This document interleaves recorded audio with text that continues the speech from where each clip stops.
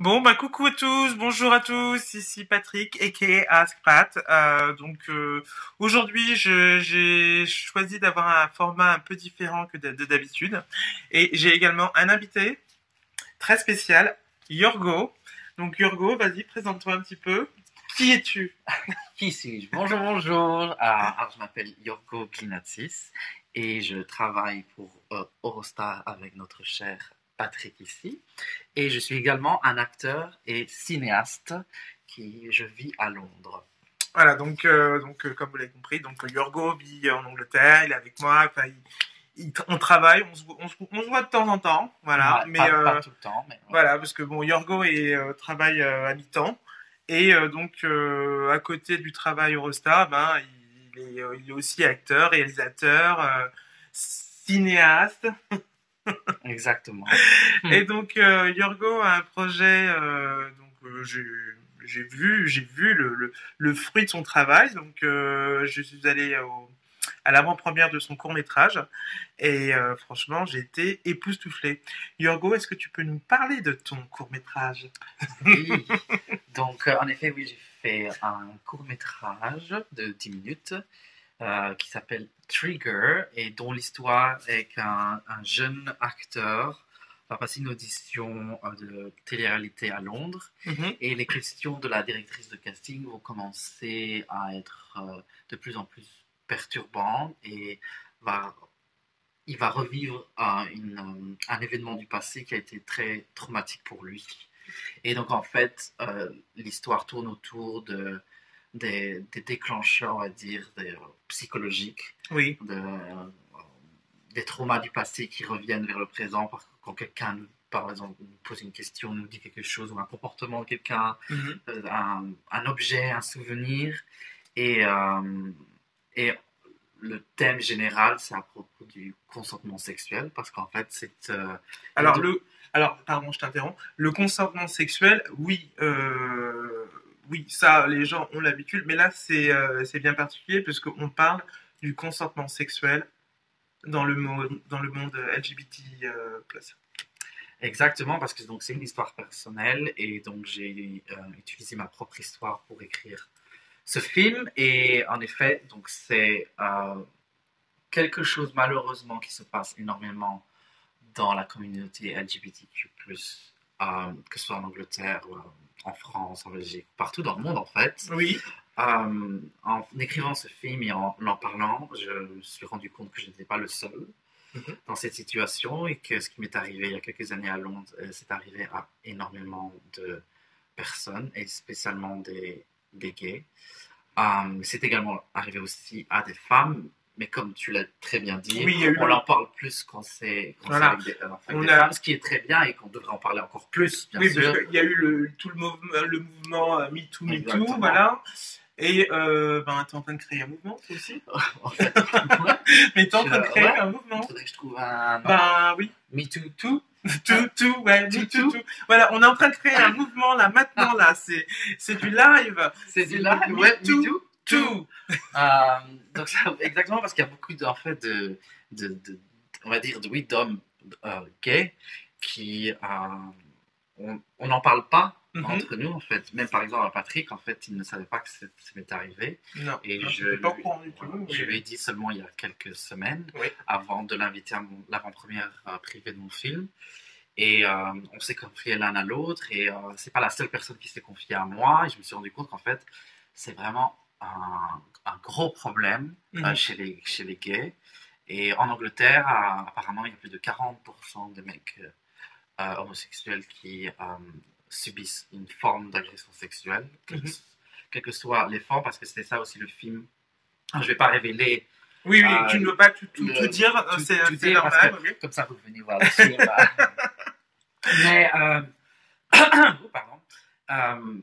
Et il y a par exemple 48% de bisexuels qui subissent ça et en un an. Donc c'est quand même... oui, c'est des gros chiffres quand même. C'est des gros chiffres, c'est pas 5%, 10%.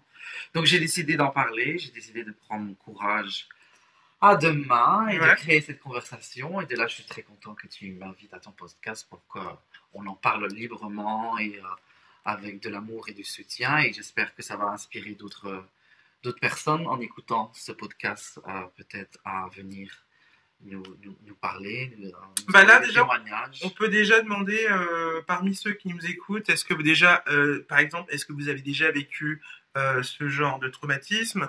Est-ce que vous avez, ou peut-être pas l'avoir vécu, mais au moins, avez-vous été déjà témoin ou vous pensez, parce que c'est comme c'est pas des choses qui sont dites, est-ce que vous pensez que par exemple des gens dans votre entourage ont été victimes de ce genre d'agression?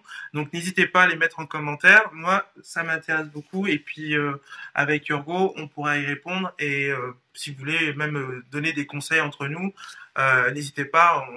On est là pour aider. Hein. Exactement, on est là pour vous écouter. Je suis passé par là, donc je sais, je peux imaginer par quoi vous êtes passé et ce que vous ressentez. Donc on est ouvert, je suis ouvert à la conversation bien sûr. Et j'ai bien aimé que tu aies mentionné que si des gens ont subi ça mais qui ne sont pas sûrs, parce qu'en fait c'est vraiment ça le but de mon film, Oui. c'est que ça n'a pas été avec de la violence comme on peut le voir souvent dans les films, dans les séries. Et c'est pour ça que je fais ce film-là, justement, parce qu'il y a différentes formes, malheureusement, d'agression sexuelle et de consentement sexuel qui, en fait, c'est ça, mais où va le consentement sexuel? C'est une conversation qu'on doit avoir. Alors, il y a quelques minutes, c'était avant le podcast, on parlait un petit peu avec Urgo par rapport aux pratiques sexuelles que certaines personnes pouvaient avoir et en disant que, comment dire, le monde d'aujourd'hui et spécialement comment dire les réseaux sociaux et par exemple tout ce qui est film porno, que ce soit hétéro ou homosexuel, à 80% des films sont basés avec des actes de violence. Enfin, franchement, regardez, enfin, je vous incite pas à le faire, mais regardez maintenant. Regardez, écoutez le podcast avant et regardez un film après. Mais si vous regardez les films porno qui sont diffusés sur online, quasiment tous sont à base de violence, que ce soit femme, homme ou. Oui, c'est ça. Et en fait, ce qui est perturbant, c'est que vu qu'on n'a pas de conversation, en tout cas moi je n'ai pas eu ce genre de conversation avec mes parents par exemple, Oui. ou des adultes qui vont entre guillemets être des rôles modèles. J'ai un ami aussi qui fait un film sur les rôles modèles chez les gays, parce qu'il trouve qu'on n'en a pas assez, et qu'il a suivi aussi quelque chose comme ça avec quelqu'un qui était plus âgé que lui, et que en fait on se dit mais qui est là pour nous protéger, pour nous guider en fait. C'est très intéressant. Après, c'est pas. Alors, qu'est-ce qui lui est arrivé à lui? Il a eu la même chose. La même chose. Il a eu une forme d'agression sexuelle, mais qui n'a pas été jusqu'au bout, parce qu'ils ont été interrompus parce qu'il y a quelqu'un est arrivé. Parce que c'était au boulot, en fait, c'était son manager. Et il est en train d'écrire son histoire. Donc, il y a ce rapport avec le pouvoir, de quand quelqu'un est au-dessus de toi. Ouais. Et c'est vrai que tu sais pas comment réagir, parce que tu as peur de perdre ton boulot, tu dis mais est-ce que c'est normal? Ok, mon patron est gay, je suis gay, donc ouais, on peut faire des petits attouchements et on peut rigoler, mais à un moment donné en fait il ne voulait plus, ou il n'était pas à l'aise, mais il continuait en fait. Et un employé est arrivé à ce moment-là, donc en fait il s'est retiré et après bon il a voulu oublier, mais en fait il est venu voir mon film et ça a fait réveiller ce souvenir-là. Ah, d'accord. Et il a décidé aussi d'en parler, en fait, et d'essayer de comprendre cette dynamique quand quelqu'un est, on va dire, oui, plus âgé, ou qui est normalement soi-disant un rôle modèle. Soi-disant un rôle modèle, mais en fait, compte, qui profite. Voilà, qui profite, exactement, en fait, qui profite. De la situation et du pouvoir qu'il a, la mainmise sur la personne. Et je pense qu'on n'a pas. On devrait avoir beaucoup plus de conversations avec nos parents. Après, je sais que c'est une conversation qui n'est pas du tout facile de parler de sexualité, et qu'est-ce qui est normal, qu'est-ce qui n'est pas normal. Et, parce qu'en fait, je vais prendre mon exemple, j'étais perturbé parce que je ne savais pas si c'était normal, parce que c'était très subtil dans la façon dont il l'a fait. Alors, il y a eu des changements. alors, je tiens à dire que ce qu'il a fait, on n'en parle pas trop, parce que bon, quand même, on veut garder un peu le suspense, on vous tient un peu en haleine. Euh, mais oui, il y a un effet déclencheur qui fait que le film de Yorgo prend tout son sens. Voilà. Donc, effectivement, on parle de beaucoup de choses. On parle de consentement, on parle de relations homosexuelles, on parle de. Il y a eu un peu de violence, il faut dire ce qui est. Hein. Moi, j'ai vu le film. Oui, il y a de la violence. Je tiens à préciser quand même que bon, pour les jeunes, les jeunes le public assez jeune, on va éviter. Mais tu penses qu'à partir de quel âge on peut le voir? Moi, je pense qu'à partir de 15 ans. 15-16 ans? Ouais, parce que je crois que c'est important que les adolescents aussi le voient parce que, on le sait, hein, on a tous été adolescents, nos hormones sont en train de travailler, on est en train de se découvrir, on est en train de découvrir l'autre, les attirances physiques, sexuelles. Et je crois que c'est important d'avoir ce genre de conversation avec les jeunes, en fait, pour qu'ils puissent avoir des rapports sexuels sains et positifs. Oui. Et pouvoir dire non. S'il faut, quoi. S'il faut, et dire non, en fait, je ne veux pas faire ça, ou je n'aime pas ça, ou arrêter à un moment donné. C'est pas parce qu'on commence quelque chose qui est obligé de finir. On est obligé de finir. À un moment donné, on peut arrêter à tout moment. Et le partenaire qui est en face doit respecter. Oui. Et c'est ça le consentement. Un non est un non, et c'est pas parce qu'on dit on hésite, on dit là non, je sais pas si j'aime. Non. On doit arrêter, et je pense qu'il faut avoir cette conversation avec les jeunes et les adultes. Ouais. Très bien. Autre chose, on va parler sur. Alors, donc on a vu pourquoi tu as fait, comment ça t'est venu, tout ça. Et comment t'as mis tout ça en place maintenant? Maintenant que t'avais toutes les idées, t'as parlé avec des gens. Effectivement, donc t'es déjà dans le milieu, t'as un pied dedans, t'étais acteur à la base, acteur, danseur, mais comment t'as pu mettre tout ça en place? Donc ça a commencé en janvier 2021, oui c'est ça. Donc j'ai pris des cours en fait d'écriture pour le cinéma, comment écrire pour un film, et puis j'ai rencontré un coach qui a fait plusieurs courts-métrages dans le passé et qui est aussi à la base acteur. Et c'est lui qui m'a conseillé de comment écrire un court-métrage et après comment envoyer le film à des festivals. Donc j'ai pris plein de cours, puis j'ai écrit des petites scènes pour ma démo de comédien pour d'abord tester, voir les réactions des gens. Puis j'ai demandé à des gens qui sont dans le milieu, qui me connaissent, et je leur disais que c'était moi qui avais écrit. Ils me disaient non mais c'est bien, t'écris bien, il y a une histoire, il y a un début, milieu, fin, et on a envie de voir plus. Donc je me suis dit, bon, en fait, peut-être que je suis. Oui, ça devait dire, c'était positif. Voilà, c'était positif. Et donc après, vu qu'il y a la pandémie qui est arrivée et tous les confinements, je me suis dit que j'ai le temps en fait d'écrire un premier court-métrage. Oui.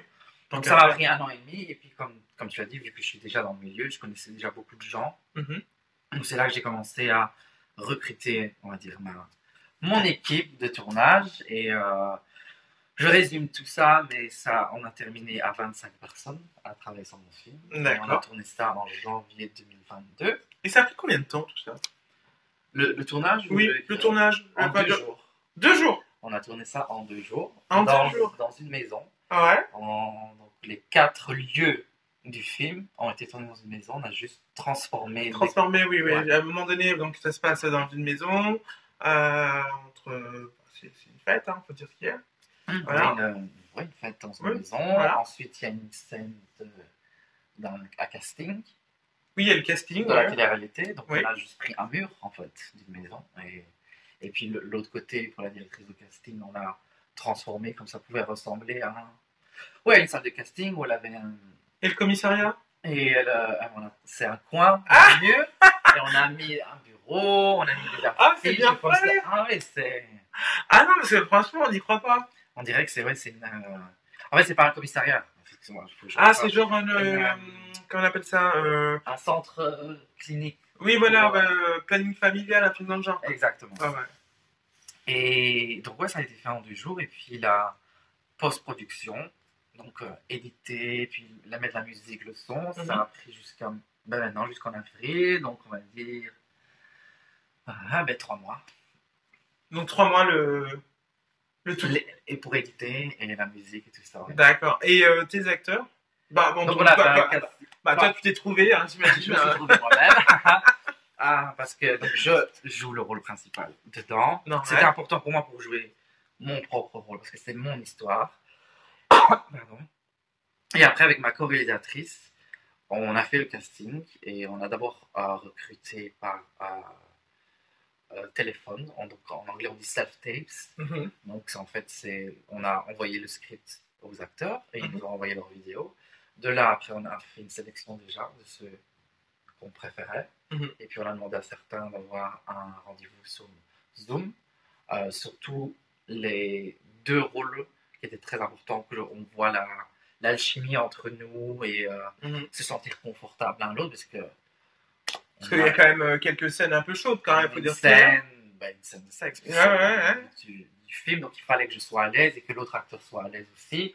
On a engagé un chorégraphe, on va dire chorégraphe intime, qui a tout chorégraphié la scène sexuelle. Donc tout a été super contrôlé. Tous les gestes ont été prévus. Il n'y avait pas de surprise en fait. D'accord. Ça m'a permis même moi en tant qu'acteur de me donner encore plus et d'être à l'aise. Vas-y. Alors, juste une question par rapport justement à cette scène qui est, bon, faut le dire, elle est sexuelle. C'est une scène très sexualisée, hein, on peut dire, c'est très chaud.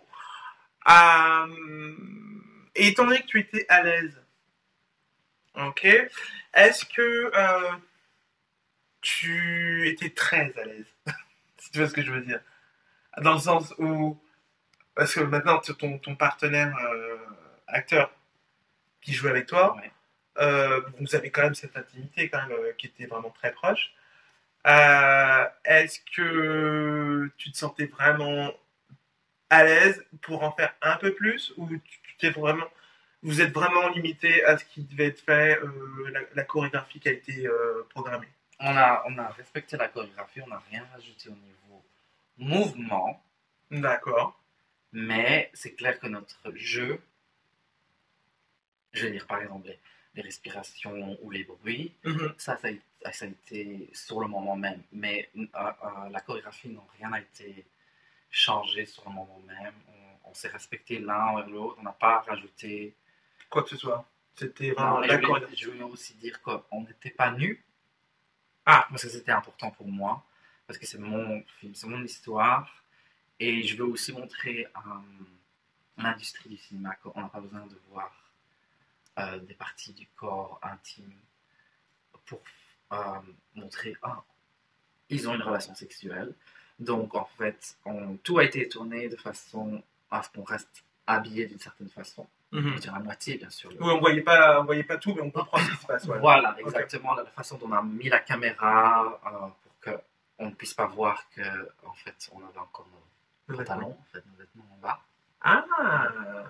C'est bien fait, parce qu'on ne croirait pas. Exactement. Et puis aussi, on avait je peux appeler ça genre un coussin entre nous, en fait. Donc pour le rapport sexuel, quand il y a eu, je vais le dire, la pénétration. Donc il y avait un coussin entre vous. Il y avait un coussin entre nous, en fait. Donc on se touchait pas vraiment, en fait.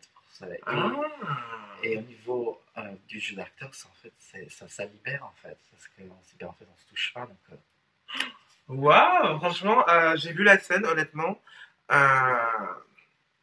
Bon, on ne croirait pas du tout. Alors, une petite chose que j'aimerais préciser pour ceux qui nous écoutent. Le film n'est pas... comment dire, vous pouvez voir le trailer qui est sur YouTube. Exactement. Il est à quel nom? Trigger, donc T-R-I-G-E-R. Voilà. Ben, on vous mettra le lien Je mettrai le lien en dessous. Du site web, de la bande-annonce et tout ça. Voilà. En fin de compte, la bande-annonce est donc sur YouTube, vous pouvez la voir. Donc vous aurez quand même une petite idée de quoi on parle, hein, quand même. Mais le film en lui-même n'est pas disponible pour la simple et bonne raison que... Alors oui, pour le moment, le film ne sera pas disponible en ligne Mhm. parce qu'en fait, on soumet le film à des festivals en Angleterre, en France, en Europe, en Amérique, même en Asie, tout ça, partout. Mhm. Et une des règles en fait des festivals, c'est qu'en fait, ils veulent avoir l'exclusivité du film D'accord. et l'exclusivité de faire une avant-première dans leur pays.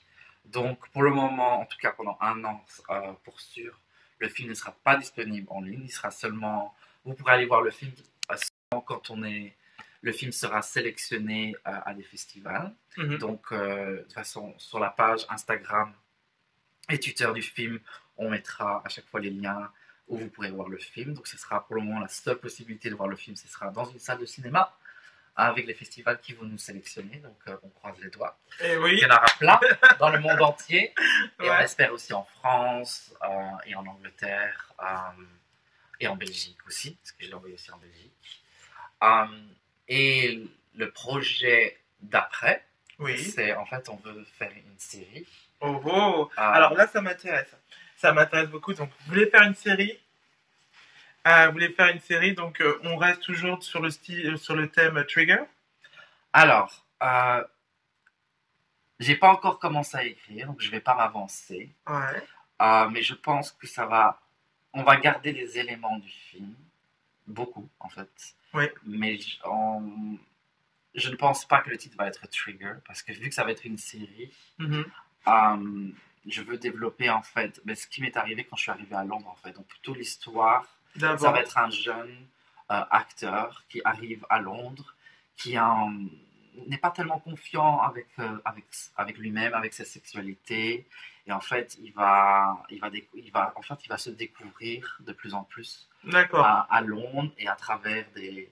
Donc c'est en gros c'est toi qui arrive, qui débarque à Londres. Ouais, c'est tu t'émancipes. Voilà, l'émancipation, j'aime bien ce mot-là. Ouais.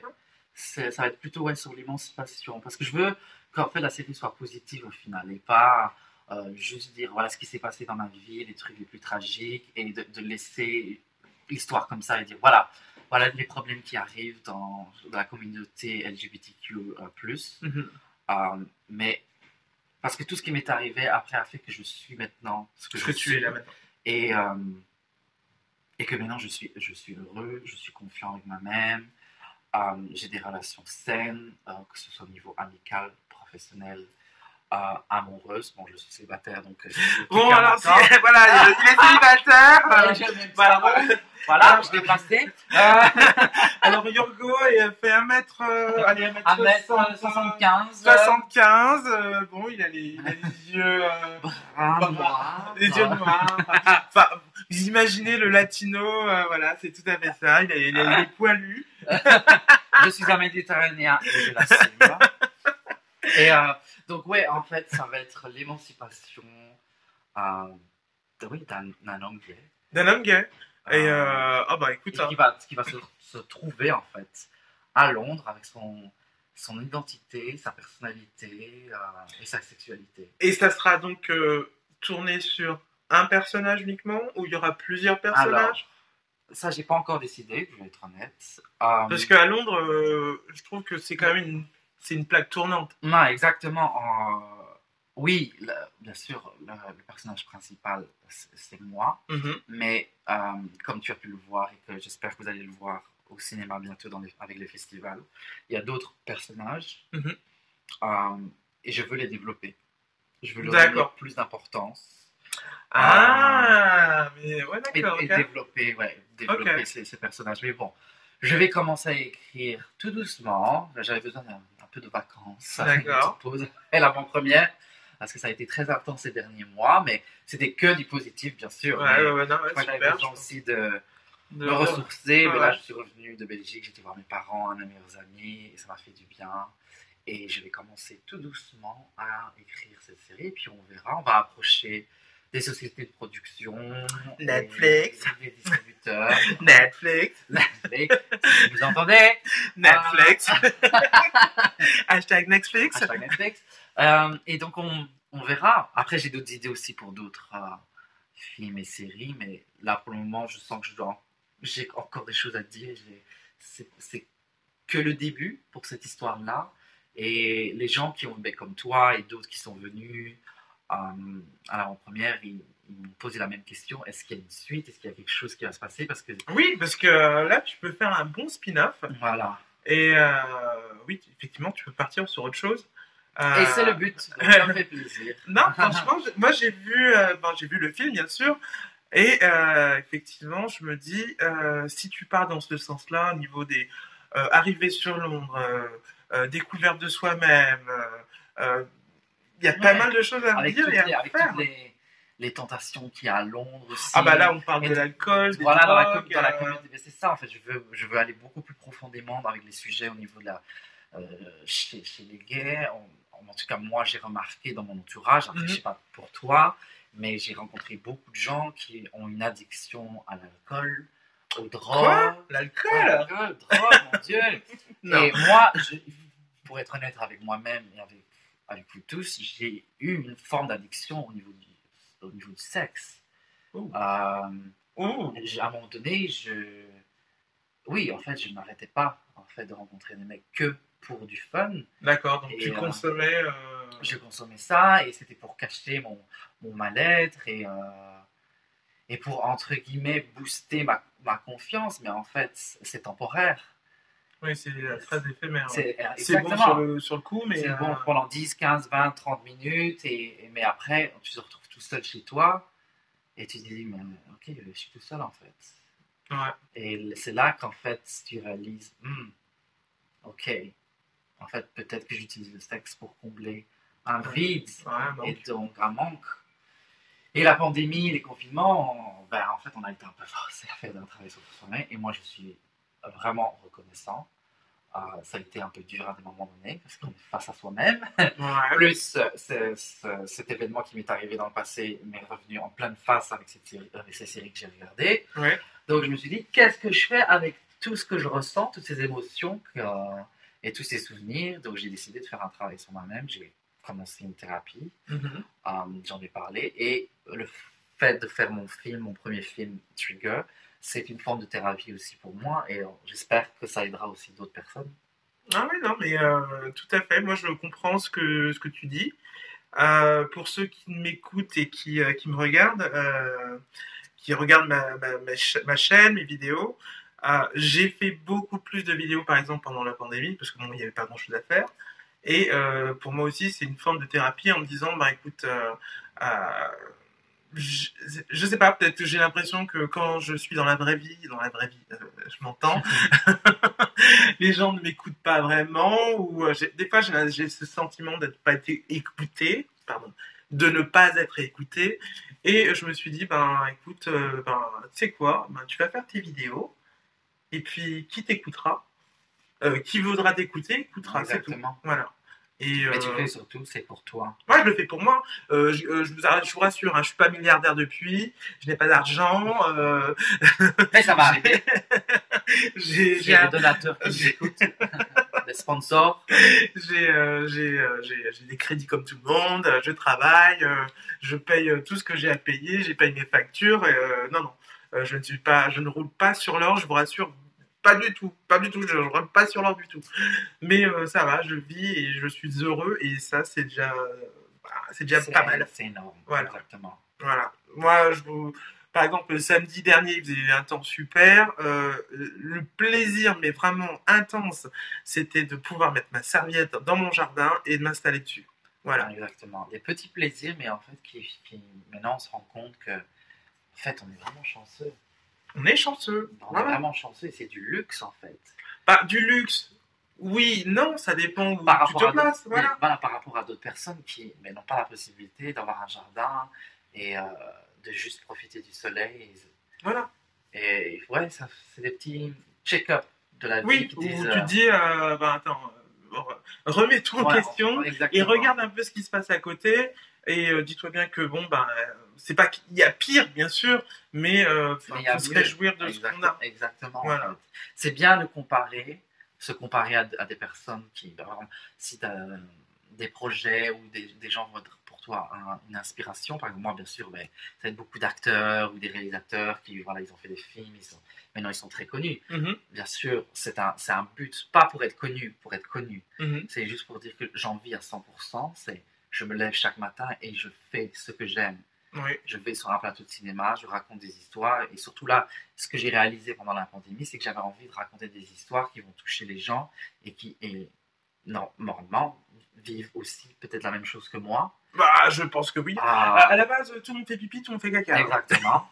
Et donc, on peut peut-être créer des conversations avec des filles parce que le fait de voir une histoire sur un écran, ça peut-être permet de faire un travail sur soi-même et de dire je suis passé aussi par là, et de voir un personnage qui s'en sort, ça donne un avenir positif, de dire en fait je suis pas tout seul et je peux m'en sortir. Mais après je pense qu'on est aussi très difficile avec soi-même.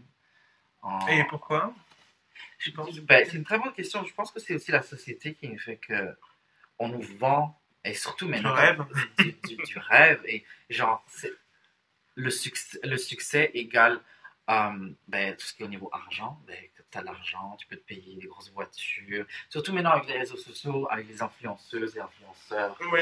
Et je parle beaucoup avec les jeunes, je dis mais en fait pour eux ils croient que le succès c'est ça en fait, et qu'il n'y a pas d'autre forme de succès. C'est une forme de succès et que c'est très bien ce qu'ils font, et ils ont tout à fait raison d'en profiter et de prendre ce qu'il y a à prendre en tant qu'influenceur. Mais je pense aussi qu'il faut aussi montrer d'autres formes de succès.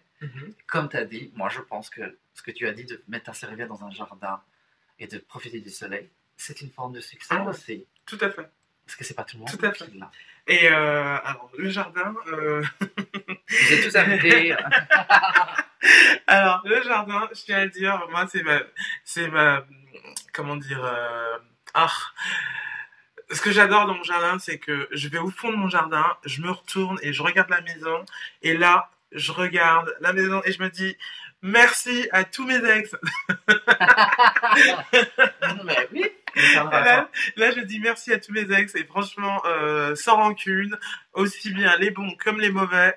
Et merci pour toutes les merdes que tu as dans ta vie qui t'a amené jusque-là. Voilà, ou sinon je serais même pas là, en fin de compte. Je serais même pas...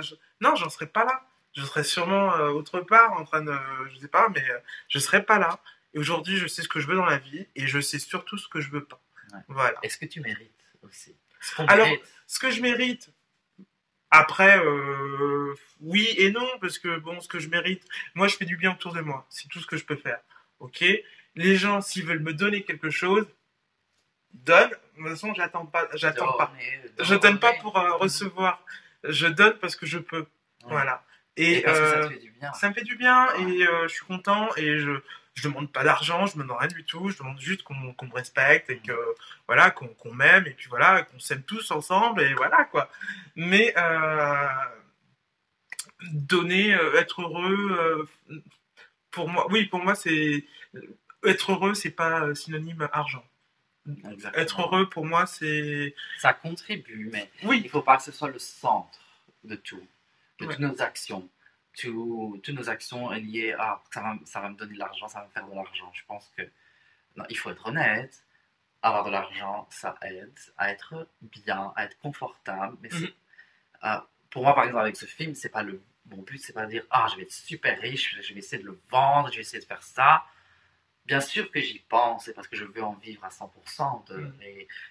J'aime bien être à Eurostar, mais c'est pas mon but final. Je suis venu à Londres pour une raison artistique, et parce que je veux, et je pense que j'y arrive. Tu peux. Voilà, alors je tiens d'être à 100% acteur et réalisateur. Je tiens à dire que Yorgo fait partie des rares personnes que quand je regarde, ou je regarde ce que fait Yorgo via les réseaux, parce que bon, il y a pas mal de choses qu'il met en ligne, c'est l'une des rares personnes avec qui je me dis, mais toi là, si un jour je te vois à la télé, je serais pas étonné. Il y a toi, et il y a aussi Alan Sand, Alan qui est... Si tu nous écoutes. Oui, là, Alan, si tu nous écoutes, voilà, tu sais, et je sais très bien que... Donc, je vous dis vite fait, Alan, donc, il est chanteur-interprète, je pense qu'il réalise aussi ses chansons, et qui vraiment, il fait vraiment ce qu'il aime. Il est sur, je pense que je peux le dire, il est sur Brighton. Voilà, donc non, s'il habite sur Brighton ou pas. Non, mais je sais qu'il se produit assez souvent à Brighton. Donc, si vous avez la chance de le voir, allez-y. Et faites-lui coucou de ma part. Voilà. Et Alan, si tu nous écoutes, ben, on t'embrasse beaucoup. On te fait de gros bisous. Oui, donc tu fais partie des personnes où je me dis, tiens, lui, s'il réussit, je serais pas étonné. Oh, Enfin, voilà. Donc, on va clôturer ce podcast. Voilà. Le premier? Bah oui, c'est le premier podcast. Ton premier invité de ton podcast. Bon, bah peut-être la prochaine fois, ça sera Alan, va savoir. Parce que ouais, Alan, si tu nous écoutes et que tu veux faire un podcast, il n'y a pas de problème. Je fais le déplacement, il n'y a pas de problème, ok?